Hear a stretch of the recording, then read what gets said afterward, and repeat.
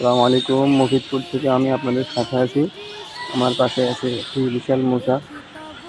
দেখুন, বিশাল একটি মৌচাক। আমরা এখান থেকে ধোঁয়ার মতো মধু সংগ্রহ করতেছি। এখানে আমার হাতে এক নাও আছে, ধোঁয়া দিয়ে মন্দ করি। এখানে ধোঁয়া দেওয়া থাকতে করে সরে যাচ্ছি।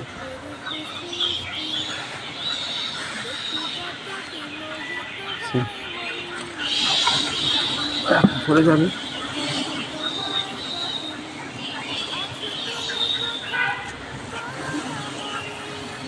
দেখুন, সাদা অংশ, এই সাদা অংশটা হচ্ছে মধু। সাদা অংশটাতেই মধু আছে।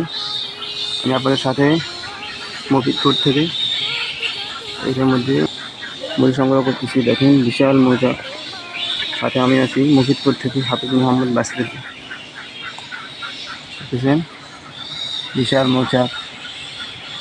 এই যে এই পাশটা হলো মধু, উপরের পাশটা।